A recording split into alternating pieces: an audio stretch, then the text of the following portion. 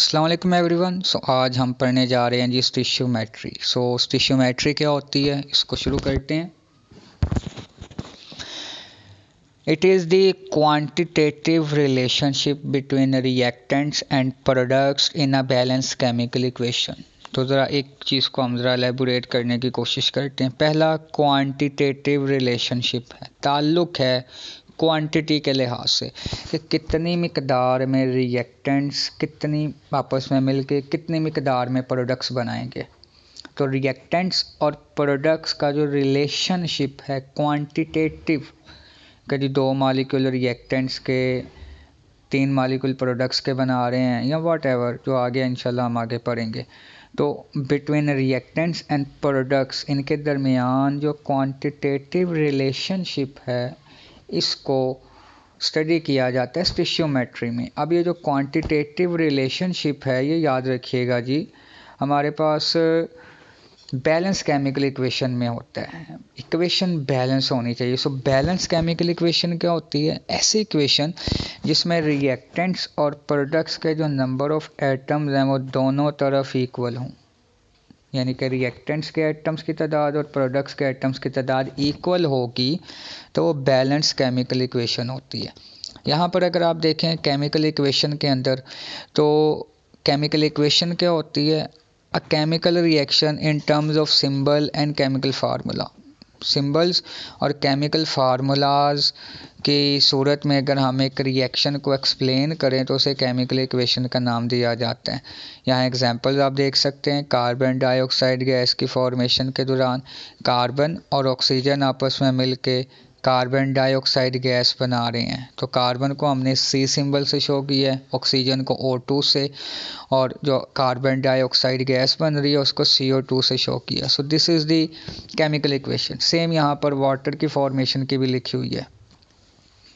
अब chemical equations के ना कुछ लिमिटेशंस होती हैं कि वो कुछ चीज़ों को एक्सप्लेन नहीं कर सकती। क्या क्या वो एक्सप्लेन नहीं कर सकती? पहला, ये रेट ऑफ रिएक्शन नहीं बताती कि जी रेट ऑफ रिएक्शन कितना होगा। मसलन पीछे भी हमने पढ़ा कि यहाँ पर कार्बन और ऑक्सीजन मिलके कार्बन डाइऑक्साइड गैस बना रहे हैं, तो हमें सिंपल ये पता लग रहा है कार्बन ऑक्सीजन से मिलकर कार्बन डाइऑक्साइड गैस बन रहा है। अब ये रिएक्शन की स्पीड क्या होगी हमें यहाँ से पता नहीं लग रही। ना ही हमें ये बताती है इक्वेशन कि यहाँ पर कंडीशंस क्या रिक्वायर होंगी। आया कि टेम्परेचर देना पड़ेगा, नहीं देना पड़ेगा, प्रेशर हाई होगा, लो होगा, वट एवर, कंडीशंस नहीं बताती इक्वेशन। और केमिकल इक्वेशन हम किसी भी ऐसे रिएक्शन के लिए लिख सकते हैं जो असल में होता ही नहीं है, यानी कि हम ये कोई भी सपोज केमिकल इक्वेशन भी लिख सकते हैं। तो ये इसके कुछ लिमिटेशंस हैं। ये एज अ शॉर्ट क्वेश्चन पूछी जाती हैं लिमिटेशन। स्टिशियोमेट्री की तारीफ आती है। स्टिशियोमेट्रिक अमाउंट्स क्या हैं? The amount of reactants and products in a balance chemical equation, यानी कि बैलेंस केमिकल इक्वेशन के अंदर जो अमाउंट मौजूद होती है रिएक्टेंट्स की और प्रोडक्ट्स की, इसको स्टिशियोमेट्रिक अमाउंट्स का नाम दिया जाता है। मसलन इक्वेशन में आप अगर देखें तो यहाँ पर 2 हाइड्रोजन के मॉलिक्यूल्स एक ऑक्सीजन के मॉलिक्यूल से मिलके 2 पानी के मॉलिक्यूल्स बना रहे हैं, या यूँ कह लें कि 2 मोल हाइड्रोजन के 1 मोल ऑक्सीजन से मिलके 2 मोल पानी बन रहा है। तो ये स्टिशियोमेट्रिक अमाउंट्स हैं कैलकुलेटेड, यानी कि बैलेंस केमिकल इक्वेशन में।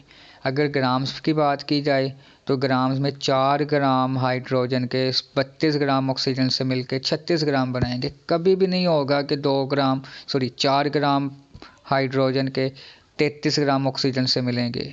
नो, हमेशा 4 ग्राम 32 ग्राम से ही मिलेंगे। ठीक है। 4 ग्राम के लिए 32 ग्राम रिक्वायर्ड है। तो ये स्टिशियोमेट्रिक अमाउंट्स हैं। अब स्टिशियोमेट्रिक कैलकुलेशंस करते हुए हम ना कुछ चीज़ों को ना यहाँ पर सपोज कर लेते हैं। वो कुछ चीज़ें जो हम यहाँ सपोज करते हैं वो कौन कौन सी चीज़ें होती हैं? पहली हम चीज़ जो सपोज करते हैं वो ये, all reactants are convert into products, के सारे रिएक्टेंट्स प्रोडक्ट्स बन जाते हैं।